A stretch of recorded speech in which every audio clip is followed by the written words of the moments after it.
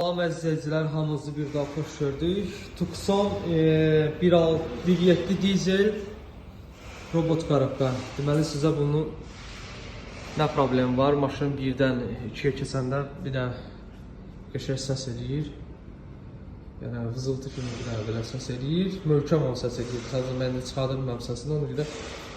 Deməli bunda nə problem var? Sinxronizatoru yeyilir. Onu açıb sizə göstərəcəm. Sinxronizator nədir və nə olan şeydir və bu niyə yeyilir, onun da səbəblərini sizə aydınlığına göstərəcəm və başa salacağım. Deməli əzizləyicilər, qarabqanın iç hissəsini açdıq. Baxın, çox adam deyir ki, yəni içində filtri var. Yəni anlayışı olmayan adamlar deyir ki, iç hissəsində filtr var. Yəni baxın, filtr yoxdur, ancaq şəssinələrdən ibarətdir. Bizdə bu sinxronizator, baxın bu sarı var.